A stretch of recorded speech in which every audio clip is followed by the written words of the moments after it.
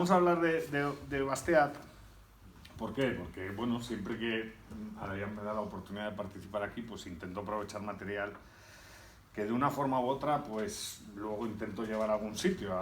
Hay veces que sale y hay veces que no sale. Pero estoy intentando hacer una cosa de Bastiat y su relación con la elección pública, que no es un tema original, para hacer algo para la revista de estudios políticos. Y bueno, como dice Bastos, a ver qué sale, ¿no? Dicho esto, es un autor que merece bastante la pena. Es un autor que nace a inicios del siglo XIX, en 1801, que fallece en 1848.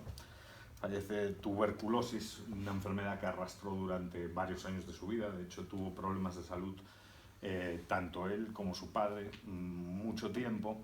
Pero fue un economista, fue un escritor, fue un activista. Manejaba muy bien además el tema del panfleto, que es algo que muchas veces no se tiene en cuenta, y en realidad desde joven y de forma completamente autodidacta estuvo siempre muy involucrado en efectivamente lo que decía Roque, el liberalismo. El liberalismo. Claro, ¿cómo más o menos he organizado la exposición para hacerla entretenida a estas horas? Pues hablar de la vida, que fue corta pero fue muy interesante. Luego describir brevemente su producción intelectual. Luego centrarnos en la actualidad de su producción intelectual. Relacionar su producción intelectual con cuestiones a día de hoy pues, de plena actualidad, y luego dedicar un espacio para las conclusiones, ¿no? Han sido muchos los que han escrito de Bastiat, quizás no en profundidad, pero bastantes, y el profesor Cabrillo, Francisco Cabrillo, pues siempre ha señalado que la vida y obra de Bastiat pues evidencia la lucha por el libre comercio de un hijo de su tiempo, ¿no? Hay un mundo ahí librecambista, un movimiento que se construye en toda Europa, pero que obviamente empieza en el Reino Unido y que se expande, y Bastiat es un, por decirlo de alguna manera, autor privilegiado, ¿no? Por la relación que tenía con Cobden y por el dominio del inglés, que parece una tontería, pero es un detalle importante porque empieza a leer inglés desde muy joven y eso le conecta inmediatamente con el mundo anglosajón. Ahora bien, dicho esto, la vida académica de Bastiat, incluso la vida política y de activista, es terriblemente corta. O sea, estamos hablando de un autor que trabaja activamente durante solamente 6 años. En 1844 publica su famoso artículo que lleva por título oficial La influencia de los aranceles franceses e ingleses en el porvenir de ambos pueblos, que es un texto que publica en la revista de los economistas, Journal des Economistes, no sé cómo pronunciarlo bien en francés, pero toda su producción va de ahí a 1850, que fallece. Nace en Bayona, en el sur de Francia, y muere en Roma intentando pues proteger su salud por recomendación médica, ¿no? Pero bueno, al final fallece. En lengua española, ¿quién ha estudiado, digamos, a Bastiat bien? Pues evidentemente son dos personas muy cercanas al mundo en el que navegamos. Por un lado, Paco Cabrillo, que es una persona que sí lo ha estudiado a profundidad y que, por ejemplo, cuando compramos Obras Escogidas, que es un texto que yo recomiendo y es muy lindo de leer en Unión Editorial, el estudio preliminar lo escribe el profesor Cabrillo. Y luego, en segundo lugar, Carlos Rodríguez Brown, que si alguien tiene la versión de Armonías Económicas que publicó el Instituto Juan de Mariana, pues el prólogo y el estudio preliminar de ese trabajo, que se publicó en el año 2022, pues también tiene una buena reflexión introductoria sobre Bastiat. Pero quizás las dos grandes obras, una es de George Charles Roch III, está publicada en Unión Editorial, se llama Bastiat, un hombre único. Este señor fue el vicepresidente del Hillsdale College, que es un centro universitario bastante comprometido con las ideas liberal conservadoras en Estados Unidos, y la mejor es Dean Russell.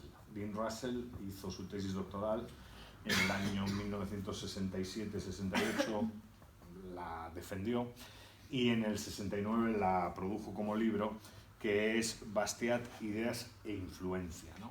Quizás esta última de Russell es, digamos, el libro por el cual hay que empezar si a uno le gusta Bastiat. Pero bueno, la de Charles Roche es muy buena, ¿eh? Y está traducida en un editorial y la verdad es que es un libro que merece mucho la pena. Ya decíamos que Bastiat es un autor pues, que nace en el sur de Francia. Su padre, Pierre Bastiat, era un comerciante, un mercader exitoso, o sea, le iba bien, pero tiene que abandonar su negocio porque su esposa, la madre de Bastiat, fallece en 1808, o sea, Bastiat es huérfano de niño, de padre y de madre, porque su madre fallece en 1808 y 3 años después fallece su padre. Entonces, Bastiat migra a un pueblecito que me imagino conocen muchos, que es Mouron, y ahí pues básicamente queda a cargo de su abuelo y queda a cargo del abuelo paterno y queda a cargo de su tía, que es Justine Bastiat, que era una señora así de derechas muy rigurosa, que le tenía encinta, y Bastiat era un preadolescente rebelde, ¿no? Le ingresan en Sorez, que es un pueblito cercano, en un colegio benedictino, y claro, Bastiat no le va bien, fue un mal estudiante, o sea, fue un gran autodidacta, pero un mal estudiante.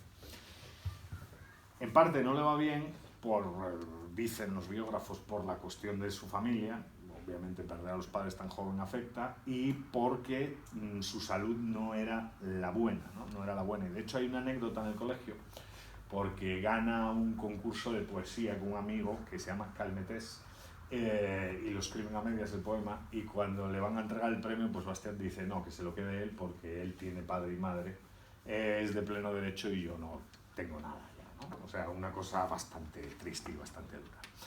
Lo dicho, no finaliza sus estudios, pero empieza a leer a Jean-Baptiste Say, empieza a leer a Adam Smith, empieza a interactuar de forma epistolar con ciertos intelectuales franceses liberales, y en 1825 fallece su abuelo, y Bastiat, que quería pues, retomar los estudios, porque que no le fuese bien en los estudios no significa que no tuviese un amor por la cultura y por la cultura en ciencias sociales, pero también por la literatura, tenía una vasta cultura literaria. Quería irse a París para formalizar sus estudios y acabar, pues como el abuelo fallece, pues le toca heredar y empieza a encargarse de los negocios familiares. Y la verdad es que revoluciona, o eso dicen los biógrafos, toda la vida agrícola del Valle de Adour, no para bien, porque es el típico moderno, claro, es un moderno, es el típico moderno que experimenta con todo lo habido y por haber a nivel agrícola y comete unos cagadales importantes. Pero aún así, estaba económicamente, su familia era solvente y participaba de la vida comunitaria muy activamente. Le ofrecieron participar en política, no quiso porque estaba encargándose de sus negocios. Tenía amigos en el lado oscuro. Félix Coudray, que era un socialista, así pues era vecino de él y era muy amigo y tenían muchos debates. Y así va pasando su vida, hasta que en 1830, con 29 años, se casa, pero también no le va tan bien el matrimonio. Charles Roche dice en la biografía, mientras que lo está explicando, se convirtió en padre una vez dejó la iglesia, ¿no? En vez de esposo, se convirtió en padre, ¿no? Y bueno, pues tampoco le fue tan bien en eso, ¿no? Es uno de esos personajes así un poco, pues, no bendecidos, esa es la verdad. Ahora, a nivel político, le toca el mundo de Luis XVIII y hasta 1924, y luego Carlos X, ¿no? Que es un hermano perverso del monarca anterior, ¿no? Y Carlos es un absolutista que habla del derecho divino de los reyes, que está bien, ¿no? Pero el punto es que sufre una serie de problemas Francia de carácter social que van gestionando el camino pues, para una cierta revolución, ¿no? En 1830 Carlos X intenta dar un golpe de Estado para concentrar poder, hay una revolución, huye a Inglaterra y aparece en escena Luis Felipe de Orleans, que le llaman el rey ciudadano, ¿no? O sea, un rey progre. Y como rey progre que es, pues acaba mal también. Pero acaba mal 18 años después. El gobierno de Luis Felipe de Orleans, pues evidentemente generó mucho desencanto social, no gustaba a nadie, pero a Bastiat le va bien en su vida. Ese entorno le va bien porque son casi 20 años de reinado y Bastiat en su entorno local, en Mougron, pues se convierte en juez de paz, le hacen consejero general de las Landas, o sea, él va creciendo y vive pues como a muchos de nosotros les gustaría vivir, ¿no? Nos gustaría vivir como un caballero del sur de Francia, así tranquilamente, ¿no? En esa década dicen que Bastiat sistematiza su forma de estudiar, porque al final, como más o menos he podido describir, hablamos de un tipo bastante anárquico, ¿no? Y bastante caótico y no muy estable emocionalmente, pero esa década, toda la década de los 30 y la primera década de los 40 se centra, sus negocios están solventes y empieza a estudiar y a producir intelectualmente. ¿Dónde y en qué produce? Bueno, pues en origen, y como todos sabéis, son dos temas los principales: proteccionismo económico y aranceles. ¿Por qué? Porque Bastiat entra en contacto con el mundo británico. Descubre la Liga contra las Leyes del Cereal, la obra librecambista de Richard Cobden, le interesa y a través de una relación epistolar que mantiene hasta su muerte, que eso es muy interesante, Bastiat va recibiendo educación y opinando sobre Francia y va aplicando pues, cosas que en el mundo británico estaban claras y que pues, en el mundo francés no lo estaban tanto. Y todo esto desemboca en 1844 en ese famoso artículo sobre los aranceles, que en el fondo dice cosas que todos los aquí presentes conocemos, ¿no? Efecto económico de los aranceles, una crítica dura al efecto económico de los aranceles. De hecho, define a los aranceles como una forma de saqueo legal, literal, o sea, utiliza la palabra saqueo legal. La comparación entre Francia e Inglaterra, entre el modelo francés y el modelo inglés, y cómo al final los ingleses de todas las clases, entre comillas, van a salir beneficiados por la eliminación y reducción de aranceles. Y luego toca un tema muy interesante al que no se asocia mucho a Bastiat, pero que es uno de los autores que lo dice explícitamente, que es libertad de comercio, comercio como proceso civilizador y comercio como proceso pacificador.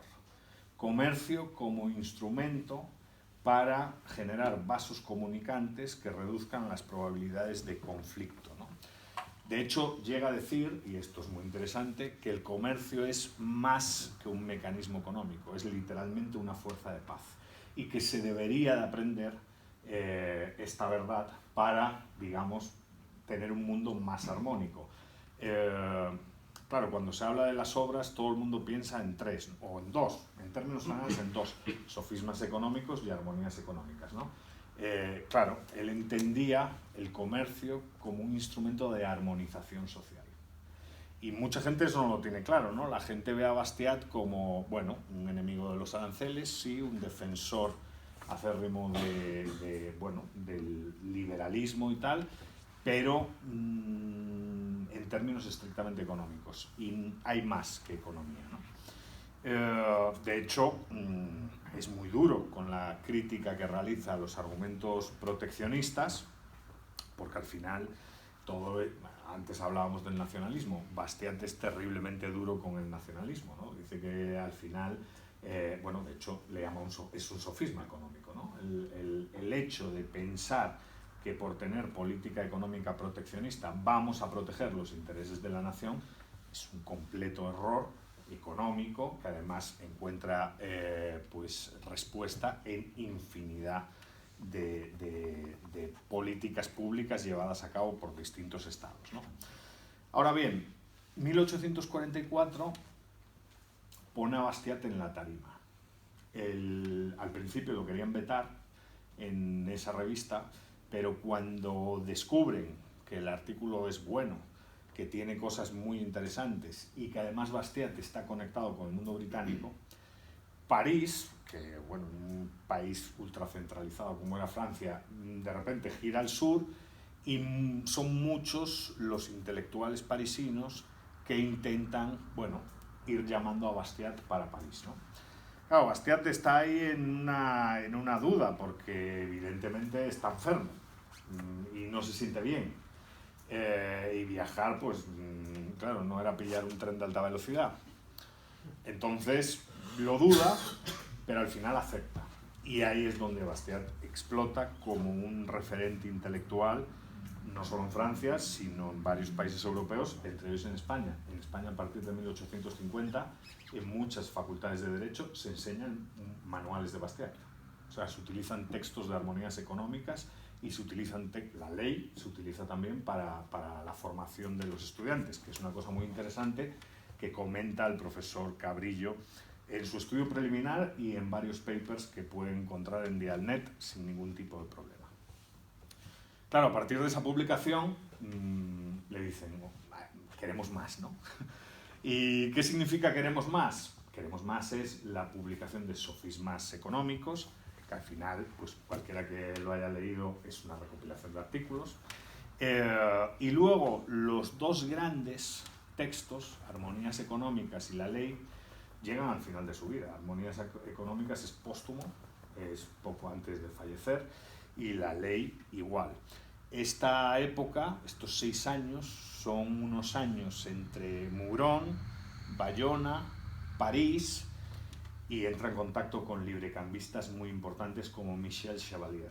Michel Chevalier y él, de hecho, y por eso la rama, digamos, activista de Bastiat, crean la Asociación Librecambista de Francia, que es una de las primeras creadas a nivel mundial, ¿no? Claro, ¿el contexto político influye? Sí.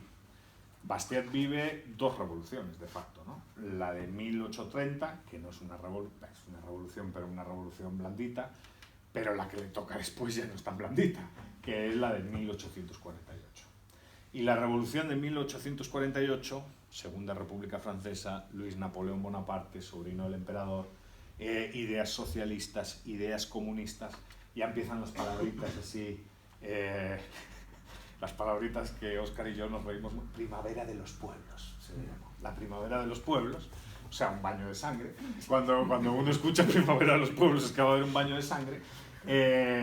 Y claro, Bastiat, intelectual, persona de reconocido prestigio, relativamente joven, evidentemente no tenía, muere con 49 años, se siente responsable. Y es a partir de ahí que obviamente se convierte en un panfletario importante, ¿no? En contra del socialismo y del comunismo. Claro, ¿qué sofismas son los destacados, ¿no? Pues que hay muchos, ¿no? Pero quizás pues lo que se ve y lo que no se ve, que a todos sabemos en quién influyó, ¿no? Pues es uno de los grandes textos de Bastiat, ¿no? La crítica al proteccionismo pues queda fuera de toda duda. Las sátiras o las parábolas, ¿no? Los fabricantes de velas pidiendo al gobierno que bloquee la luz del sol para que la competencia desleal del sol no perjudique sus ventas, ¿no? Pero hay otros sofismas que son muy interesantes y que no son tan populares. El Estado emprendedor. Ahora está de moda el Estado emprendedor, ¿no? Que Óscar lo conoce muy bien, Matsukato, ¿no? Y toda esta gentuza. Esto hay que editarlo.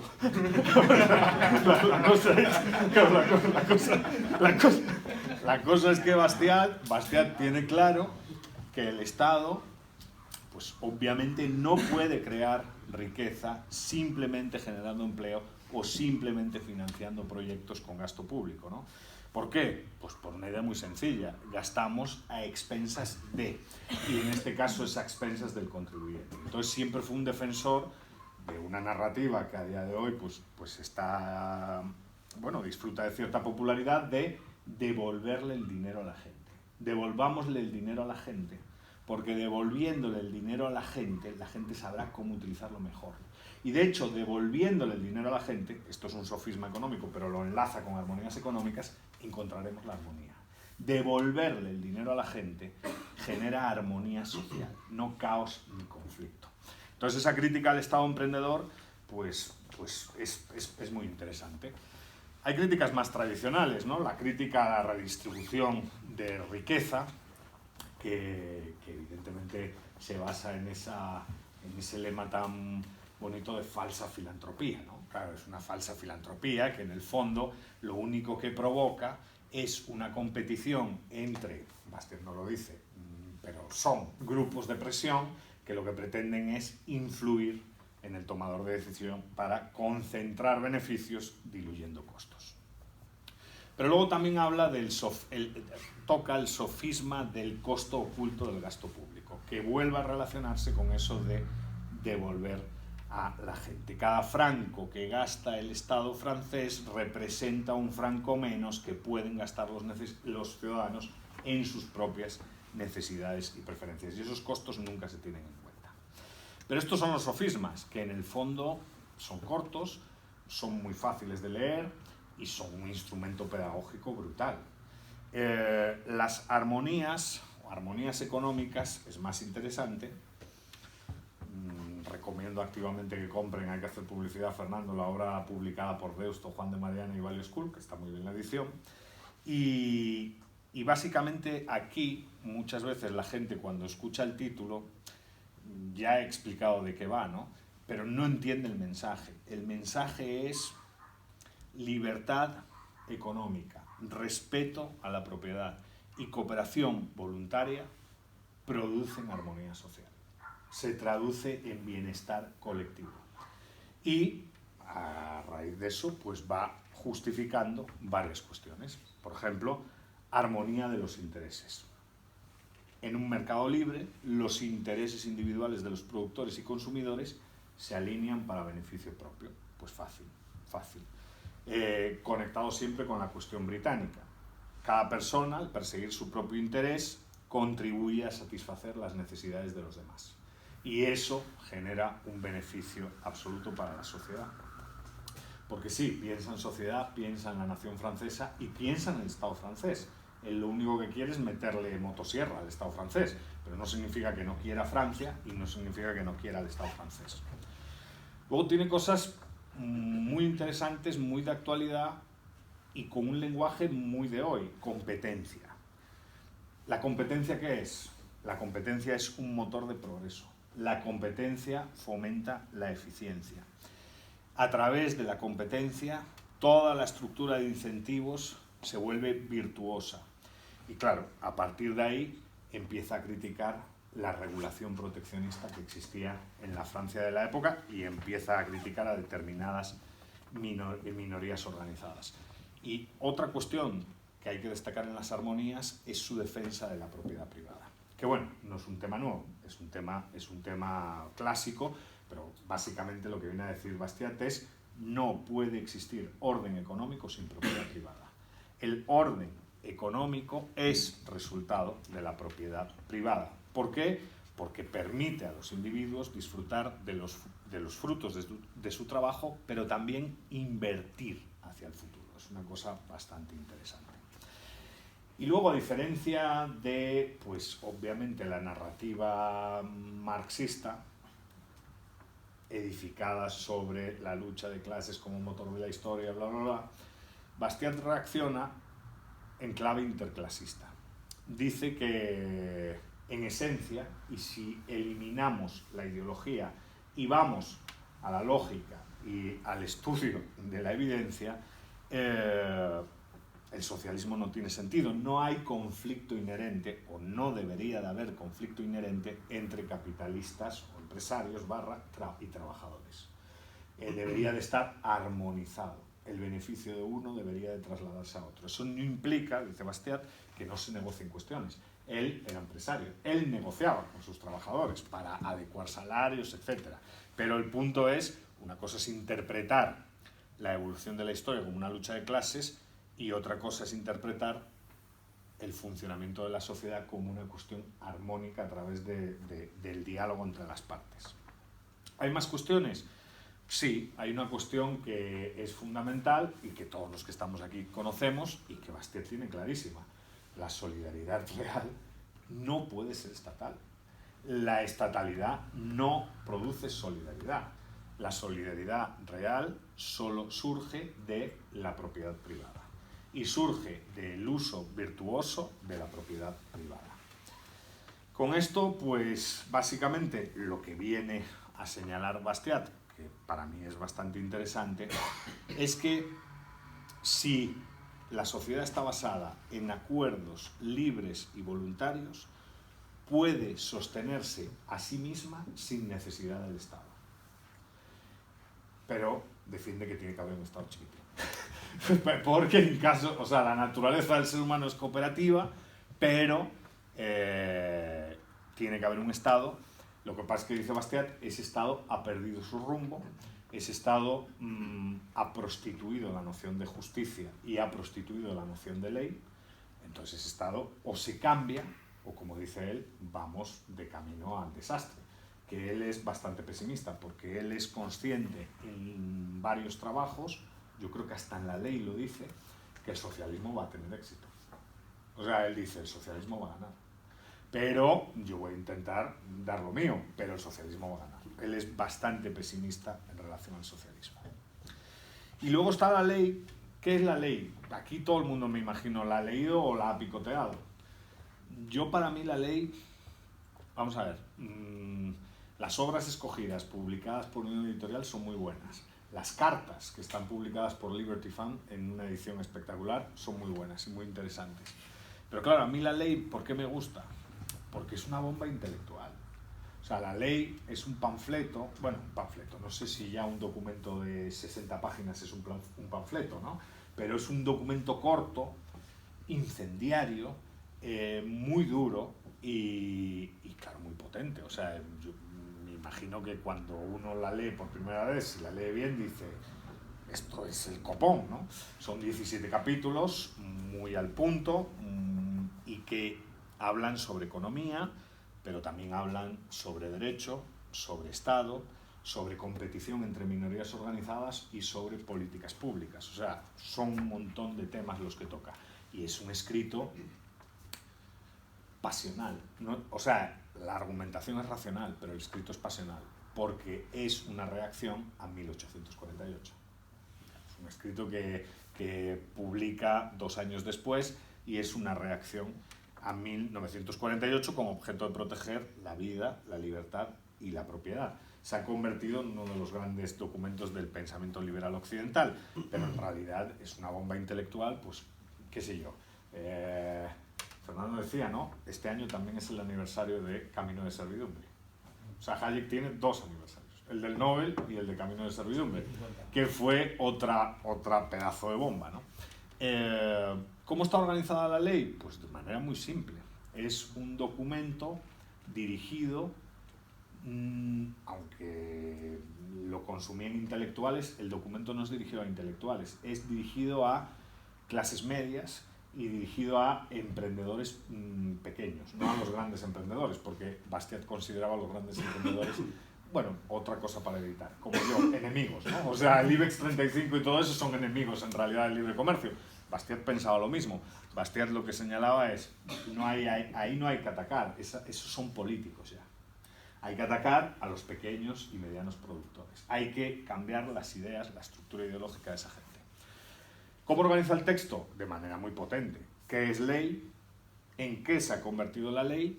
¿Y qué implicaciones tiene la mutación o prostitución de la ley?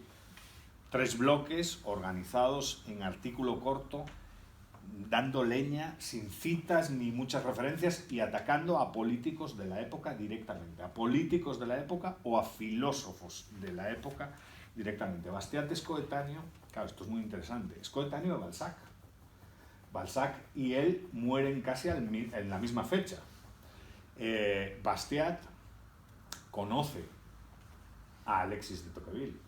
Alexis de Tocqueville se convierte en diputado en la Segunda República Francesa. Bastiat lee, aunque no lo conoce porque todavía estaba en su vida como caballero del sur de Europa, a Benjamin Constant, y es consciente de los discursos, que es un liberalismo francés. Yo, que tengo un sesgo formativo muy anglosajón, muy interesante de estudiar, porque uno no piensa que hay tamaños liberales, ¿no?, en el mundo francés, y sí los hay. Y esa época es de la que un poco bebe Bastiat, ¿no? Tocqueville es blandito, sí, pero es una cosa potente. Y Benjamin Constant, que fue un político, más que un escritor o un filósofo, era un político que tenía músculo, o sea, no era el típico perdedor, o sea, sí era capaz de lograr consenso. O sea, a favor del liberalismo. Ahora, ¿qué es la ley?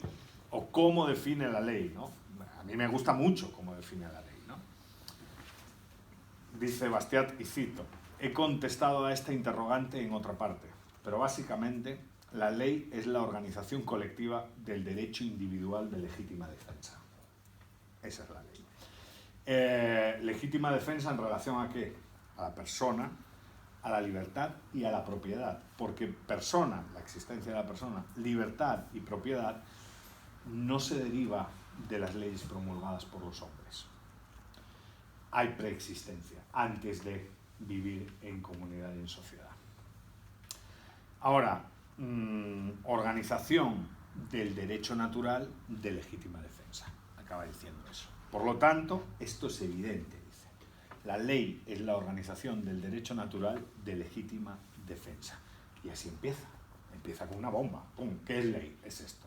Todo lo que me estás contando son estupideces. Son cuestiones que en vez de afectar, en vez de beneficiar a la comunidad, la afectan y la destruyen.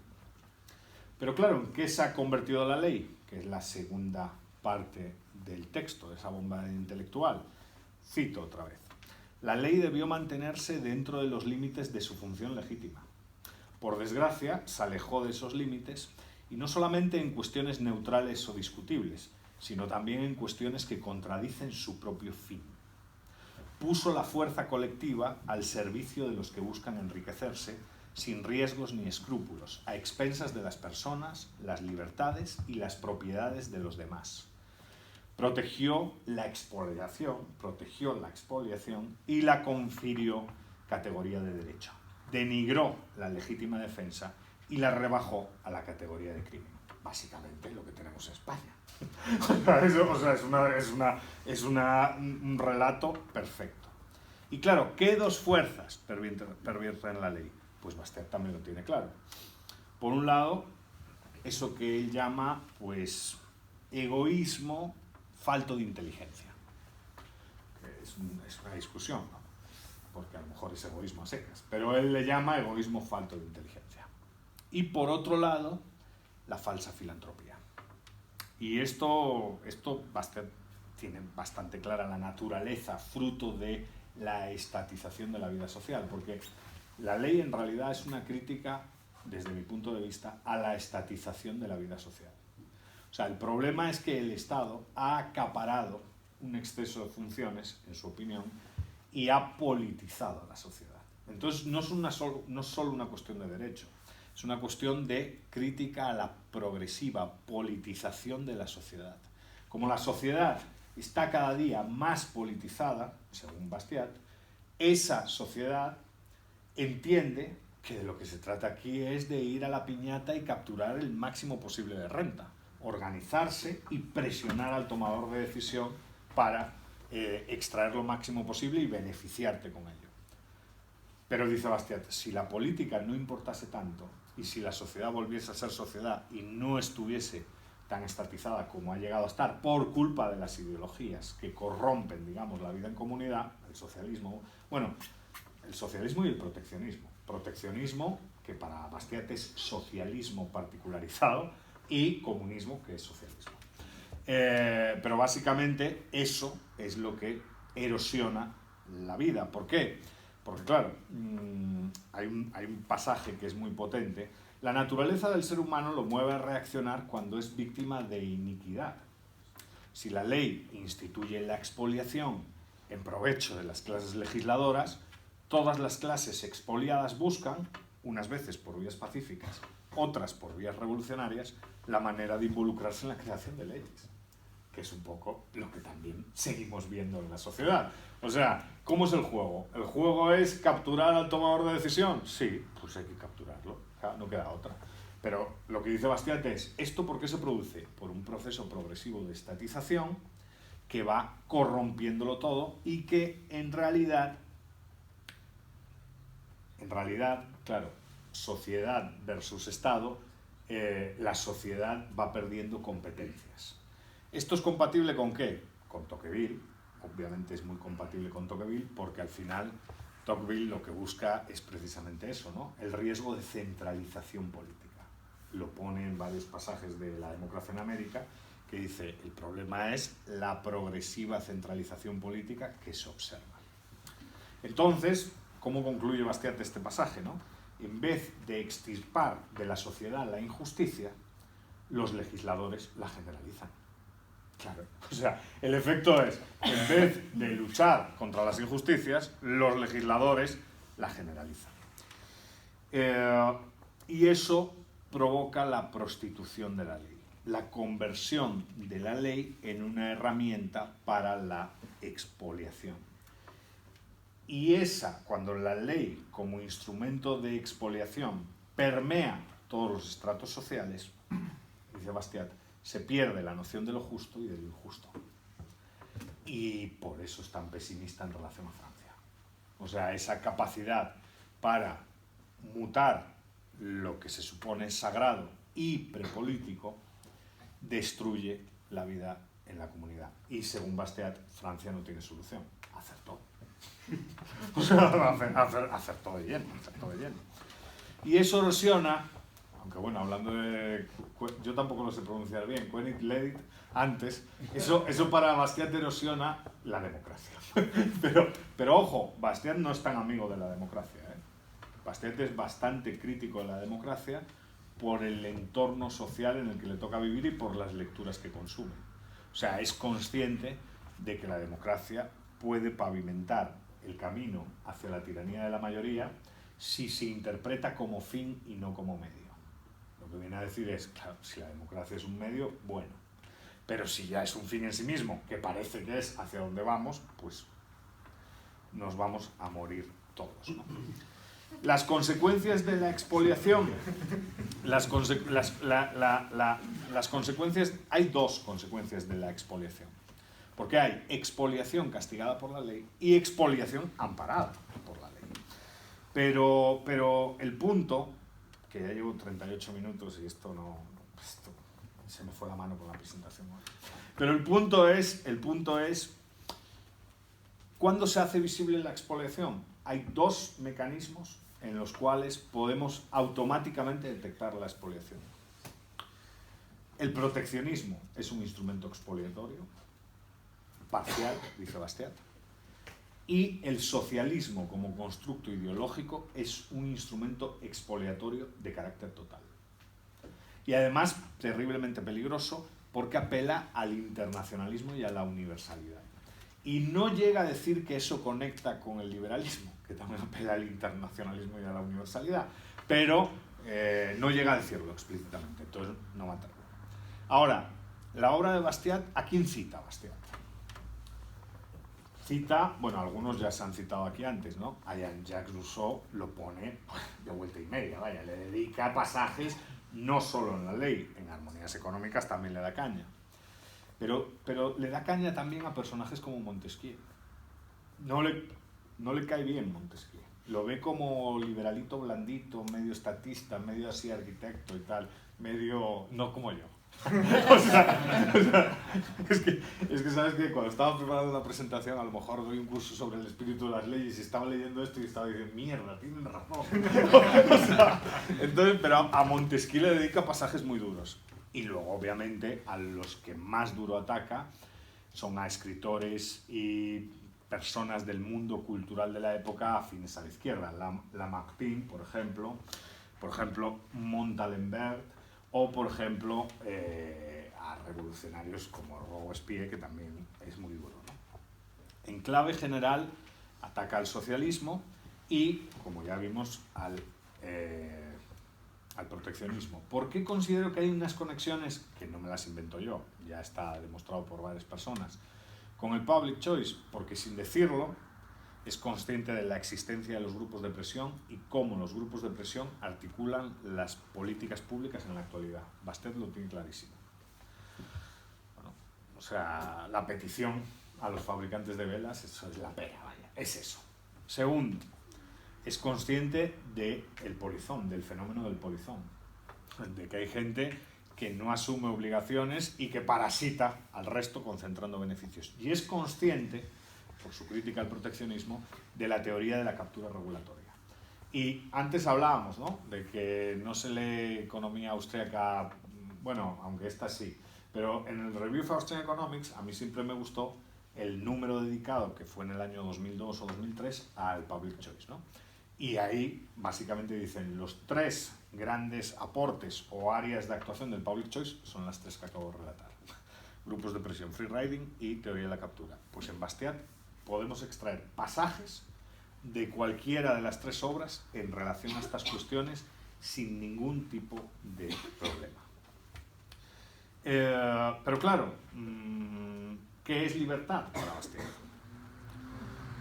Evidentemente es muy pasional, como hay que escribir un panfleto. Un panfleto tiene que ser pasional, no tiene que ser una cosa así académica y tal, tiene que dar leña, ¿no?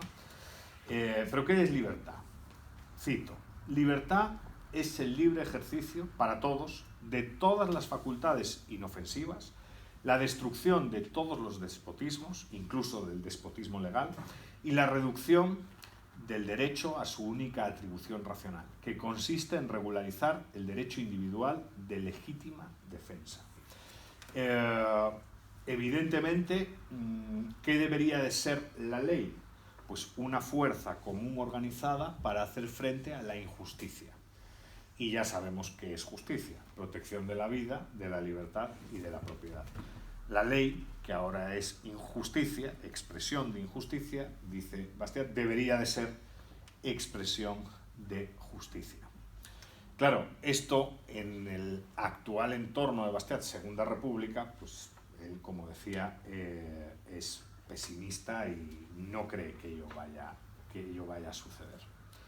Lo que va a suceder, lo que de hecho está viendo, es, claro, que se han rebasado esos límites. Y dice: rebasar esos límites, convertir a la justicia en instrumento religioso, fraternal, igualador, literario o artístico, significa trasladarse a la dimensión infinita, la incertidumbre, lo desconocido, la utopía impuesta. Y aquí hay otro punto de Bastiat muy interesante. Bastiat es un crítico de las utopías. Y eso es muy interesante. Hay mucha gente que dice: en el mundo libertario y liberal necesitamos utopías, ¿no? Y quizás el único que la ha propuesto es Nozick, ¿no? Porque hasta Hayek es muy crítico, bueno, en general todo el mundo es crítico de las utopías. Bastiat es uno más. Bastiat considera la utopía como un ejercicio de incertidumbre. De hecho, llega a decir: significa enredarse en una multitud de utopías contrapuestas que luchan por adueñarse de la ley para imponerse. La fraternidad y la filantropía, entre comillas, dice, a diferencia de la justicia, carecen de límites fijos. Como diciendo, esto no va a parar de crecer, ¿no? Va a ser un problema evidente. ¿Cuál es la solución? Pues la libertad. Pero dicho esto, la obra de Bastiat, que a día de hoy pues solo leemos nosotros, que somos unos frikis, la mayoría no lo lee, debería de ser, sigue teniendo, como digo yo, salud pedagógica. Son textos cortos, fáciles de entender y para todo público. Y son textos que, sin lugar a dudas, contribuyen, desde mi punto de vista, al desarrollo de la libertad. O sea que aquí acabo y comentarios sobre Bastiat. Muchas gracias. No hay mucho la palabra. No hay la